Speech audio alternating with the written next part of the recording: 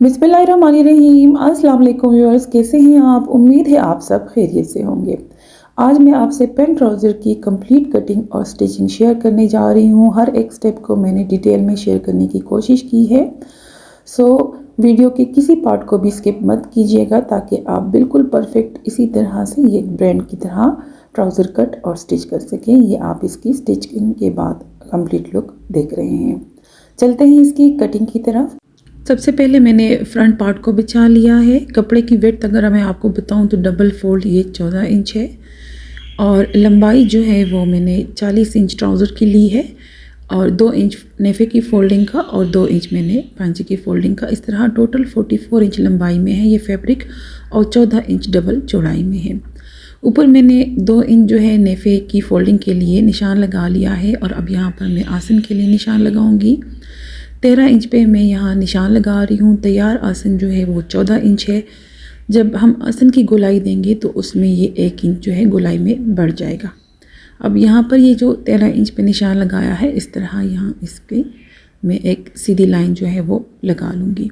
ये अब हमारा आसन की लंबाई का निशान है। अब यहाँ पर व्यूअर्स मैं कमर का हिसाब लूँगी। कमर जो होती है वो हमेशा हिप साइज़ से 2 इंच कम करके लेते हैं जब आपने प्लीट्स देनी होती हैं फ्रंट में बेल्ट के साथ, ठीक है। तो ये इस तरह से मैंने 12 इंच पे निशान लगा लिया है। अब यहाँ पर भी मैं 12 इंच पे निशान लगा लूँगी और फिर इन दोनों निशानों को आपस में इस तरह से मिला लेना है। अब यहाँ से कॉर्नर से 1 इंच पे इस तरह से लाइन लगा के आसन की गोलाई दे देनी है, ठीक है। ये इस तरह आसन की गोलाई आ गई है। अब मैं आपको ये नाप के भी दिखा देती हूँ व्यूअर्स। जब आप इसकी गोलाई देते हैं ना तो इसमें ये तकरीबन 1.5 इंच जो है वो एक्स्ट्रा हो जाता है। ये देखिए 14.5 इंच आ रहा है। हाफ इंच जो है वो सिलाई में दब जाएगा तो इस तरह बिल्कुल परफेक्ट 14 इंच जो है वो आसन रेडी हो जाएगा। अब यहाँ पर ये जो पांचे की फोल्डिंग के लिए एक्स्ट्रा मार्जिन मैंने 2 इंच लिया है, वहाँ भी इस तरह से एक सीधी लाइन में लगा रही हूँ। आप जितना भी पांचे की फोल्डिंग का लेते हैं, 3 इंच लेते हैं, 4 इंच लेते हैं, यहाँ पर आपने फिर निशान लगा लेना है। अब यहाँ से देखें जो हमने कमर का हिसाब लिया था तकरीबन ये 12 इंच बना था, तो इतना हिसाब हम नीचे पांचे की मेजरमेंट के लिए लेंगे। कभी भी हिप का पूरा फुल साइज़ मत लिया करें। जो कमर का हिसाब होता है उतना ही लेते हुए फिर नीचे पांचे के लिए निशान लगाया करें, ठीक है। अब ये देखिए यहाँ ये 12 इंच पे मैंने एक निशान लगा लिया है और अब इसका मैं यहाँ पर जो है वो हाफ़ कर लूँगी। हाफ़ इसका जो है वो 6 इंच आ रहा है। इस तरह ये मिड पे मैंने एक निशान लगा लिया है। अब जो ये मिड पे निशान लगाया है यहाँ से जो है मैं पांचे के लिए अब निशान लगाऊंगी, ठीक है। 7 इंच जो है पांचा मेरा रेडी होगा तो 3.5 इंच एक साइड पे और इसी तरह से 3.5 इंच मैंने दूसरी साइड पे निशान लगा लिया है। अब यहाँ से देखिए जहाँ से आसन की गोलाई दी थी और ये जो पांचे के लिए निशान लगाया था इसको आपस में स्केल की मदद से मिलाते हुए यहाँ ये लाइन लगा लेनी है। अब जो ट्राउज़र का बाहर वाला हिस्सा है वहाँ पर आप देखिए और जो क्रॉच एरिया है वहाँ से मैंने स्केल को थोड़ा सा देखिए 1.5 इंच तकरीबन अंदर की तरफ रखा है और फिर ये पांचे के निशान के साथ साथ इसको रखते हुए तकरीबन घुटने तक स्केल के साथ मैंने निशान लगा लिया है। ये इसका तकरीबन ट्राउज़र का हाफ बन रहा है। अब यहाँ से आपने स्केल को देखिए और इस तरह बिल्कुल भी नहीं रखना। थोड़ा सा जो ये ज़्यादा गोलाई वाला हिस्सा होता है 5-6 इंच तक, इसको आपने ऊपर की तरफ ले जाना है स्केल का और फिर ये देखें यहाँ इस निशान के साथ रखते हुए इस पे जो है वो लाइन लगा लेनी है, ठीक है। अब ये हमारा बाहर वाला हिस्सा जो है वो रेडी हो गया है। अब अंदर वाले पार्ट की आपने कटिंग कर लेनी है पांचे तक और यहाँ से आपने ये हल्का सा तिरछा निशान बाहर की तरफ निकाल लेना है क्योंकि जब हम इसको फोल्ड करेंगे तो इसके लिए हमें थोड़ा सा मार्जिन एक्स्ट्रा चाहिए यहाँ पर। अब यहाँ पर जो है प्लीट्स के लिए निशान लगाएंगे तो जो कमर के लिए कटिंग की थी हमने वहाँ से आपने इसको फोल्ड कर लेना है और उसका मिट कर लेना है। यहाँ पर मैंने एक लाइन लगा ली है और अब इस पर जो है प्लीट के लिए मैं निशान लगा रही हूँ। लाइन की दोनों साइड पे हाफ इंच पे मैंने निशान लगा लिया है और लंबाई अगर मैं टोटल आपको बताऊँ तो ये मैंने 7 इंच ली है तकरीबन, ठीक है। अब इसी लाइन से देखिए ऊपर की तरफ थोड़ा सा तिरछा ले जाते हुए इन निशानों के साथ मैंने इसको मिला लिया है। यहाँ पर 1 इंच की प्लीट में दूंगी, मिड पे पहले आप निशान लगा लें और इधर यहाँ बैक साइड पे भी इसकी दूसरी प्लीट के लिए इस तरह निशान लगा लें। ये इस तरह 2 प्लीट्स हमारे रेडी होंगे फ्रंट साइड में।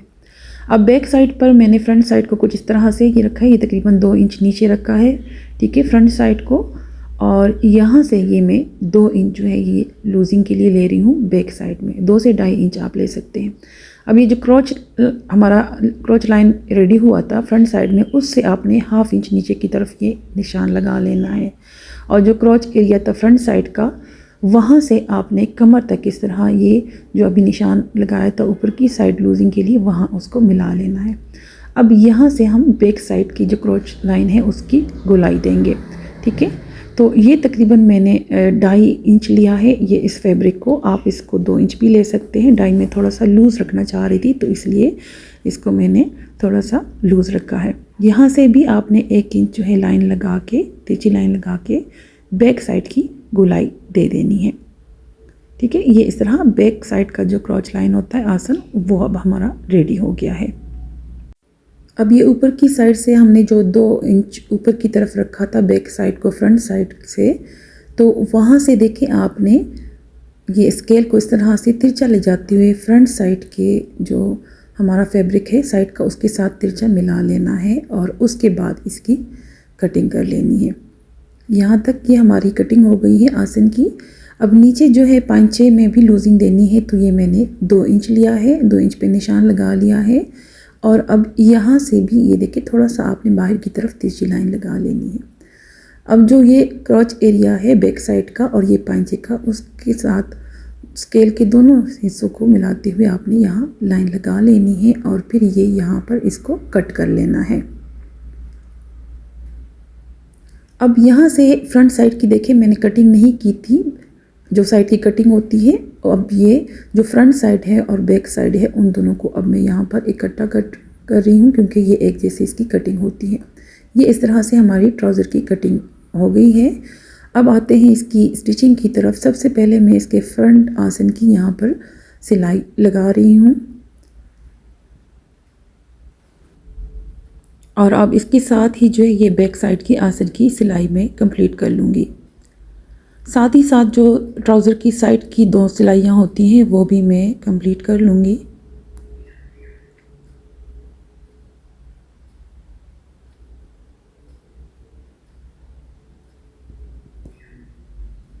अब आते हैं इसकी ये फ्रंट साइड की प्लीट्स की तरफ। तो यहाँ पर जो निशान लगाया था वहाँ पर अब आपने देखिए इस तरह से फ़ोल्ड कर लेना है और यहाँ नेफे तक सबसे पहले आपने स्ट्रेट सिलाई लगानी है क्योंकि ये इस तरह से फ़ोल्ड होगा, ठीक है। उसके बाद फिर आपने यहाँ से सिलाई को नीचे तिरछा ले जाते हुए इसकी जो है वो प्लीट की सिलाई कंप्लीट कर लेनी है। मैं आपको स्टिच करके भी दिखाती हूँ। देखिए सबसे पहले आपने नेफे तक सीधी सिलाई लगानी है और उसके बाद यहाँ से तिरछा ले जाते हुए जो है यहाँ पर जितनी प्लीट आपने देनी है वहाँ तक इसको कंप्लीट कर ले। दोनों प्लीट्स की ये मैंने सिलाइयाँ जो है लगा ली हैं और अब ये मैंने फ्रंट पार्ट के बेल्ट के लिए कटिंग कर रखी है। ये 11 इंच इसकी टोटल लेंथ बन रही है, जबकि चौड़ाई में आपको दिखाऊं तो जो इलास्टिक है उससे मैंने 1 पॉइंट जो है वो ज़्यादा इसकी चौड़ाई ली है बेल्ट की, ठीक है। ये मैं अभी आगे चल के आपको बताती हूँ कि ये मैंने क्यों 1 पॉइंट इससे ज़्यादा लिया है।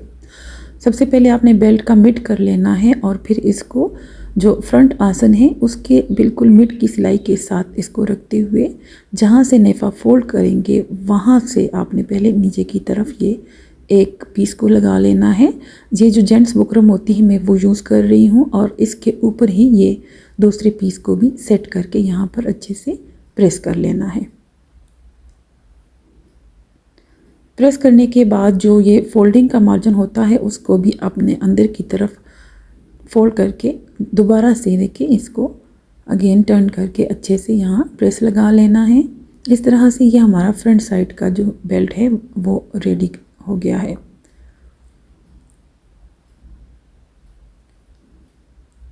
अब इसके लिए मैं इलास्टिक को कट करूँगी, ठीक है। आप अपने हिसाब से इलास्टिक की कटिंग करेंगे। यहाँ पर ये जो फोल्डिंग का मार्जिन है जो बिगनर्स होते हैं मैं उनके लिए ये टिप दे रही हूँ। सबसे पहले ये जो फोल्डिंग का 1/2 इंच मार्जिन तकरीबन हम लेते हैं उसको पहले यहाँ पर सिलाई के ज़रिए फ़ोल्ड कर लिया करें या प्रेस के ज़रिए भी आप इसको फोल्ड कर सकते हैं। अब यहाँ पर इलास्टिक के एक साइड पे मैंने निशान लगा लिया है, ये भी मैं बिगिनर्स के लिए टिप दे रही हूँ। आप एक साइड पे निशान लगा लिया करें और फिर उसी साइड को ऊपर की तरफ रखा करें। अब ये देखिए इलास्टिक को तकरीबन ½ इंच जो है बेल्ट के दोनों पीसीस के मिड में मैंने रख लिया है अंदर की तरफ। ये देखिए ½ इंच अंदर की तरफ रखा है और फिर इसके ऊपर यहाँ पर मैं डबल सिलाइयाँ लगा रही हूँ। अब जो बुकरम का पीस हमने 1 पॉइंट ज़्यादा लिया था व्यूअर्स, अब आपको मैं बताती हूँ यहाँ पर। अब यहाँ जब हम इलास्टिक के साथ सिलाई लगाएंगे ना, देखें व्यूअर्स, तो वो 1 पॉइंट जो हमने एक्स्ट्रा रखा था ना बुकरम को, तो उसकी मदद से यहाँ पर अब ये सिलाई के लिए हमें जो है वो थोड़ा सा मार्जिन मिल गया है और इलास्टिक के ऊपर सिलाई अब नहीं आएगी बल्कि उसके साथ साथ ही इसको हम अब स्टिच करेंगे। ठीक है, इस तरह से नेफा भी बिल्कुल लेवल जो है वो एक जैसा स्टिच हो जाएगा। ठीक है, जो बेल्ट होगा और इलास्टिक का जो पोर्शन होता है वो बिल्कुल एक जैसा स्टिच हो जाता है। अब थोड़ा थोड़ा सा आपने आगे की तरफ इलास्टिक को खींचते हुए पूरे जो बैक साइड जो होती है ट्राउज़र की उसमें इसको स्टिच कर लेना है। दूसरी साइड पे भी देखें, यहाँ पर बेल्ट के यहाँ अंदर आपने ½ इंच इलास्टिक को अंदर ले जाते हुए यहाँ पर भी डबल सिलाइयाँ लगा लेनी है और फिर बाकी जो बेल्ट है हमारा उसके ऊपर भी मैं उसकी सिलाई कंप्लीट कर लूँगी।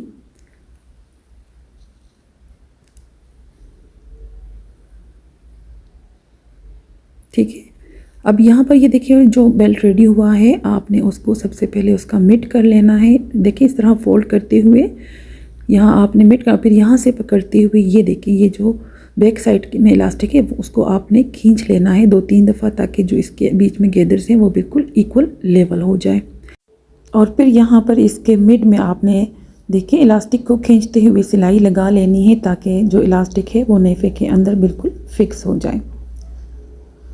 अब ट्राउज़र के पांचे को आपने प्रेस की मदद से अच्छे से फोल्ड कर लेना है। आप चाहे तो यहाँ तुरपाई भी कर सकते हैं, नहीं तो सिलाई भी लगा सकते हैं। मैं यहाँ पर जो है एम्ब्रॉयडरी का एक पीस है उसको एप्लिक करवाऊँगी। देखिए उसके लिए मैंने मिड का निशान लगा के उसको पहले यहाँ पर सेट कर लिया है और मैं इसको एम्ब्रॉयडरी वाले से एम्ब्रॉयडरी करवा के ट्राउज़र को कंप्लीट करके फिर आपको दिखाती हूँ। ये देखिए इस पेज को मैंने एप्लिक करवा लिया था एम्ब्रॉयडरी वाले से और जो ट्राउज़र की अंदर वाली सिलाई थी उसको भी मैंने कंप्लीट कर लिया था। उम्मीद है व्यूअर्स मेरी आज की ट्राउज़र की कटिंग और स्टिचिंग आपको अच्छे से समझ में आ गई होगी। मिलती हूँ आपसे नेक्स्ट वीडियो में। अल्लाह हाफिज़।